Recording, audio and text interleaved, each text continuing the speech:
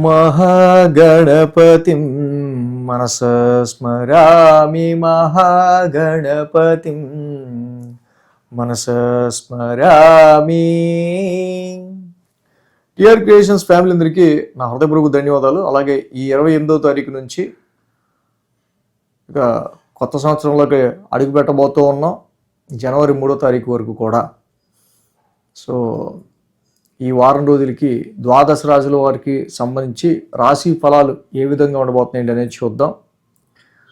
అలాగే ఈ 29వ తారీఖు సోమవారం బుధుడు ధనస్సు రాశిలోకి మారుతున్నారు. వృశ్చికం వెరీ ఎనిమిక్ సైన్, ఆయనకి చాలా వరకు శత్రుక్షేత్రం అది. సో ఆయన ఎనిమిక్ సైన్లో నుంచి ధనుర్ రాశిలోకి మారుతూ ఉన్నారు. అలాగే ఈ వారం మనం చూసినట్టుదే కనుక చంద్రుని యొక్క గమనం కూడా మీనం, మేషం, వృషభం, మిథునం, సో ఈ రాశుల మీదుగా చంద్రుని యొక్క గమనం కూడా ఉంది. మిథున రాశిలో గురువు గారు వక్రస్థితిలో, సింహరాశిలో కేతువు, ధనువు రాశిలో రవి, కుజ, శుక్ర, బుధులు. అలాగే చూసినట్టయితే కనుక మీన రాశిలో శని, ఆయన గురువు గారి ఇంట్లో గోచారంలో ఉంటూ ఉన్నారు. ఈ విధమైన గ్రహస్థితి ఆధారంగా ద్వాదశ రాశుల వారికి సంబంధించి రాశి ఫలితాలు ఏ విధంగా ఉండబోతున్నాయి ఏంటి ఈ వారం చూద్దాం. ఇప్పుడు కర్కాటక రాశి వాళ్ళకి సంబంధించి చూద్దాం. కర్కాటక రాశికి సంబంధించి చూస్తే కనుక వీళ్ళకి షష్టమంలో రవి, షష్టమంలో కుజుడు, అలాగే షష్టమంలో బుధుడు, మొత్తంగా 3 గ్రహాల యొక్క అనుకూలత కర్కాటక రాశి వారికి ఇక్కడ మెయిన్గా మనకు కనిపిస్తూ ఉంది. 9, 10, 11, 12 స్థానాల మీద కూడా ఈ రాశి వాళ్ళకి సంబంధించి చంద్రుని యొక్క సంచారం కూడా ఈ రాశుల మీదుగా కనిపిస్తూ ఉంది. సో వారం ప్రారంభమే కొంచెం హెక్టిక్గా ఈ రాశి వాళ్ళకి స్టార్ట్ అవుతూ ఉంది. సో మెయిన్గా భాగ్యస్థానంలో అక్కడ శని యొక్క సంచారం ఉండడం, అలాగే చంద్రుడు కూడా సంచారంలో ఉంటూ ఉండటం చాలా లైఫ్ గ్రోత్కి సంబంధించిన విషయాల్లో, ప్రమోషన్స్కి సంబంధించి కావచ్చు, ట్రాన్స్ఫర్స్కి సంబంధించి కావచ్చు, హైయర్ ఎడ్యుకేషన్కి సంబంధించిన విషయాల్లో కావచ్చు, అంటే ఫారెన్ ట్రావెల్స్ గురించి చేసుకునే ప్రయత్నాల్లో కావచ్చు, ఎక్కడో అనవసరమైన అవరోధాలన్నీ వస్తున్నాయి, చిక్కులు, చికాకులు, ఆబ్స్టికల్స్ అనే ఒక రకమైన భావన వీళ్ళకి కనిపిస్తూ ఉంది. సో అది ఎందుకు అంటే మెయిన్గా ఈ రాశి వాళ్ళకి చూస్తే కనుక రవి, కుజ, బుధ, శుక్రుల యొక్క మాసగ్రహాల ట్రాన్సిట్ మొత్తం కూడా వీళ్ళ 6th హౌస్, షష్ఠ స్థానం, రుణ, రోగ, శత్రుస్థానంలోనే మాసగ్రహాలన్నీ కూడా యాక్టివేట్ అయ్యి ఉన్నాయి. కాబట్టి this is not a good time for, and మెయిన్గా కొన్నిసార్లు ఆరోగ్య పరిస్థితులకి సంబంధించిన విషయాలు ఎక్కువ కేర్ తీసుకోవాల్సిన అవసరం కనిపిస్తూ ఉంది.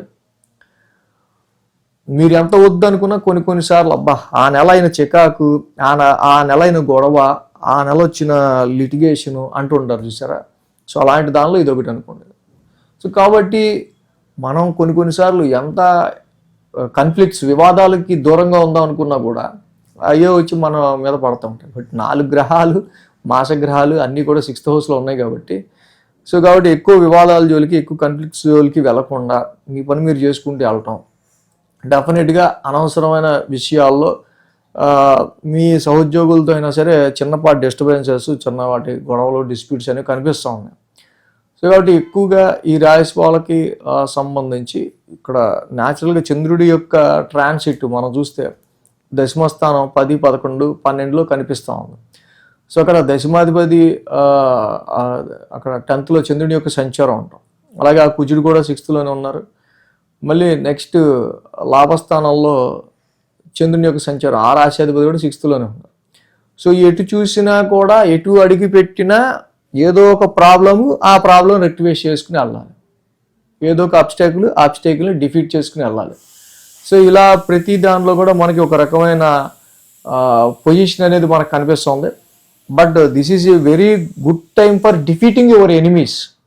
ఇది అంటే ఎన్నో అవరోధాలని, ఎన్నో ఆటంకాలకి సంబంధించిన విషయాల్లో రవి లాంటి గ్రహం, కుజుడు లాంటి గ్రహం డెఫినెట్లీ రెండు కూడా మంచి ఫైరీ ప్లానెట్స్, అలాగే బర్నింగ్ ప్లానెట్స్, అగ్రెసివ్ ప్లానెట్స్.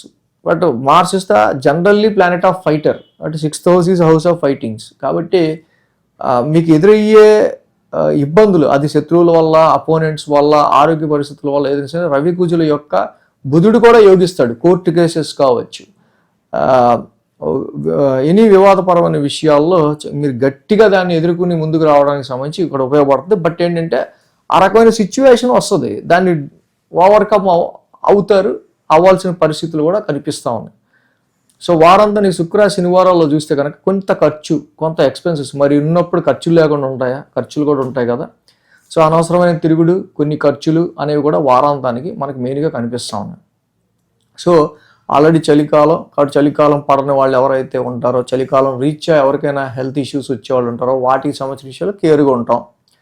విద్యార్థులు అండ్ సమ్ డైజెస్టివ్ ప్రాబ్లమ్స్ అనేవి కూడా వచ్చే ఆస్కారాలు ఉన్నాయి. సో అలాగే విద్యార్థులకి సంబంధించి మనం చూస్తే కనుక అనవసరంగా వీళ్ళు కూడా ఎవరో కూడా మరి యూత్లో ఉన్నప్పుడు, టీనేజ్లో ఉన్నప్పుడు చిన్న చిన్నపాటి గొడవలు అవి వాటికి చాలా దూరంగా ఉండటం వీళ్ళు మంచిది.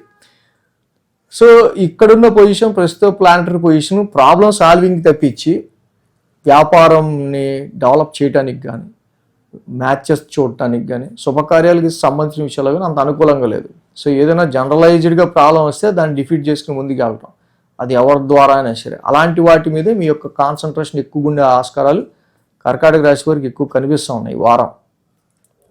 కాబట్టి మెయిన్ ఈ రాశికి శుక్రుడు అయితే షష్టమ స్థానంలో అసలు యోగించరు, న్యాచురల్ ట్రాన్సిట్లో. అలాగే గురువు గారు కూడా 1000 స్థాన సంచారంలో ఉంటున్నారు. సో ఇక్కడ మెయిన్ వీళ్ళకి వెన్నెముక, వెన్నుపూసకి సంబంధించిన నొప్పులు కావచ్చు. సో అలాగే మనం ఇందాక చెప్పుకున్నట్టు ఎక్కువ ఎక్స్పెన్సెస్, హై ఎక్స్పెన్సెస్కి సంబంధించిన విషయాల్లో కావచ్చు, ఇవి ఎక్కువ మనకి ఎలివేట్ అవుతున్నాయి. కాబట్టి ఈ రాశి వాళ్ళు శనగలు 1 కేజీ పావు, ఒక ఎల్లో క్లాత్ గురువారం పూట దానం ఇవ్వటం మంచిది. అలాగే బొబ్బర్లు 1 కేజీ పావు, ఒక వైట్ క్లాత్ శుక్రవారం దానం ఇవ్వడం మంచిది. హిమకుంద మృణాలాభం, దేవానాంచ ఋషినాంచ, ఈ 2 నవగ్రహ శాంతి మంత్రాలు చదువుకోవటం వల్ల ఇంకొంచెం పాజిటివ్ రిజల్ట్స్ అనేవి కర్కాటక రాశి వారికి ఉంటాయి. ఈ వీడియో కనుక మీకు నచ్చినట్లయితే లైక్ చేయండి, షేర్ చేయండి.